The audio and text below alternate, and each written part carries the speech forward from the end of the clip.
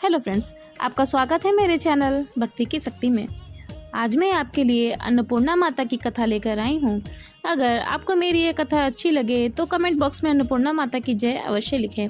और अगर आप मेरे चैनल पर नए हैं और अभी तक आपने मेरे चैनल को सब्सक्राइब नहीं किया है तो प्लीज़ सब्सक्राइब कर लें और बेल आइकन पर प्रेस कर दें ताकि मेरे नए आने वाली वीडियो की नोटिफिकेशन आपको मिलती रहे। किसी गाँव में एक सेठ सेठानी रहते थे। उनका एक बेटा था। उनके घर में किसी प्रकार की कोई कमी नहीं थी। उनका घर अन्न धन से भरा हुआ था।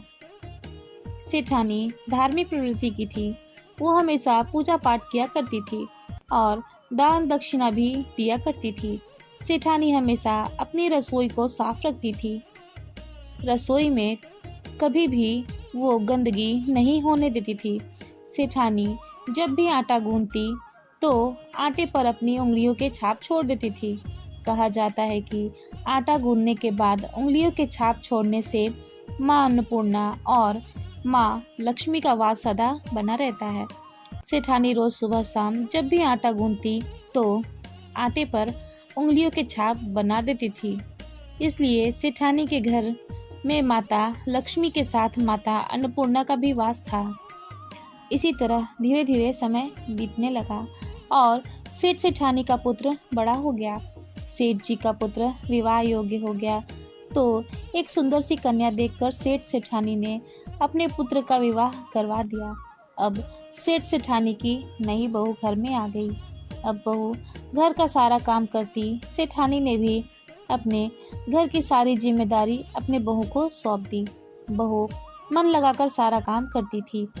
सेठानी की बहू को पूर्वजों के रिवाजों के बारे में ज़्यादा कुछ पता नहीं था। उसे जितना आता था वह उसे ही करती थी।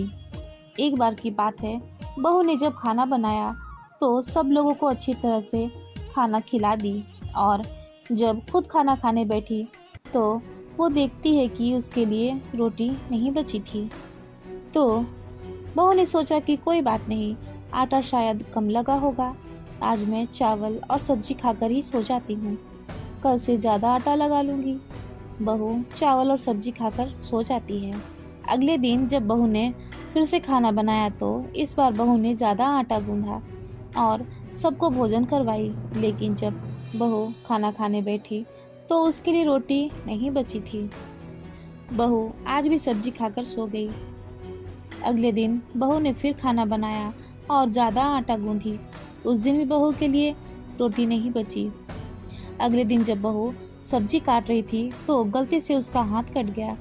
जब सास ने देखी कि बहू का हाथ कट गया है तो सास बोली, बहू तुम्हारा हाथ कट गया है, अब खाना मैं ही बना दिया करूँगी। जब तक तुम्हारा हाथ ठीक नहीं हो जाता तब तक तुम आराम कर लो। बहू बोली, ठीक है माँ जी। सेठानी ने सारा खाना बनाया तो बहू सोचती है कि जब मैं इतना सारा आटा लगाती थी तब मेरे लिए रोटी नहीं बचती थी। आज तो माँ जी ने बहुत कम आटा लगाया है। आज तो मेरे लिए बिल्कुल भी रोटी नहीं बचेगी। आज मैं भूखी रह जाऊंगी। लेकिन वह क्या देखती है कि सबने खाना खा लिया और अभी भी 6-7 रोटी बची हुई है। बहू पेट भर खाना खाती है और चैन की नींद सो जाती है। इसी तरह कई दिन बीत जाते हैं और बहू रोज पेट भर खाना खाती है। धीरे धीरे समय बीतता है और बहू का हाथ ठीक हो जाता है। तब बहू खाना बनाने लगी तो फिर से बहू के लिए रोटी नहीं बचती थी। बहू ने यह बात अपनी सास को नहीं बताई। वो चुपचाप रह गई। धीरे धीरे कई महीने बीत गए लेकिन बहू को भर पेट खाना नहीं मिलता था। इसी कारण बहू बहुत कमज़ोर होती जा रही थी। एक दिन की बात है, सेठ के लड़के ने जब अपनी पत्नी को कमज़ोर देखा तो पूछा कि क्या बात है, क्या तुम भरपेट खाना नहीं खाती हो?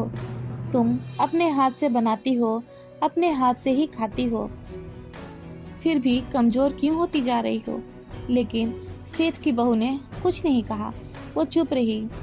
सेठ के बेटे ने सोचा कि लगता है इसको अपनी माता पिता की याद आ रही है, इसलिए यह कमज़ोर होती जा रही है।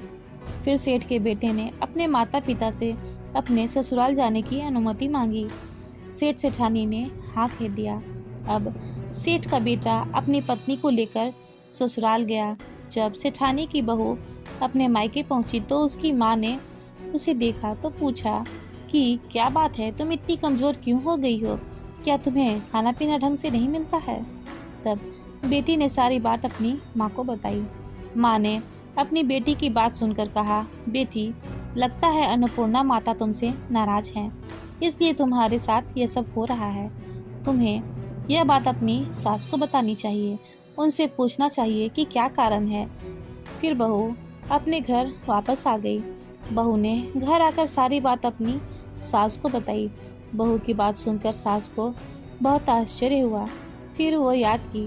तब सास को याद आया कि उसने अपनी बहू को आटा गूंदने के बाद आटे पर उंगलियों के निशान छोड़ने की बात तो बताई ही नहीं थी। तब सास अपनी बहू से बोली कि बहू, मुझसे ही गलती हुई है, मैंने तुम्हें एक रीति रिवाज के बारे में नहीं बताया, मैं भूल गई थी। फिर सास ने आटा गूंदने के बाद आटे पर उंगलियों के छाप छोड़ने वाली बात बहू को बताई। बहू यह बात सुनकर खुश हुई और अब बहू जब भी खाना बनाती और आटा गूंदती तो उन पर उंगलियों के चिन्ह बना देती। और आश्चर्य की बात है कि उस दिन से बहू को भरपेट भोजन मिलने लगा और दिनों दिन उसके पति की कामकाज में तरक्की होने लगी और अन्नपूर्णा माता की कृपा से उसके घर में अन्न के भंडार भर गए। अब उसके घर में अन्न धन की कोई कमी नहीं थी और सेठ सेठानी अपने बहू बेटे के साथ खुशी खुशी रहने लगे। फिर अन्नपूर्णा माता की कृपा से बहू गर्भवती हुई और उन्हें एक पुत्र की प्राप्ति हुई। अब सेठ सेठानी का परिवार अन्नपूर्णा माता की कृपा से बहुत सुखपूर्वक रहने लगा।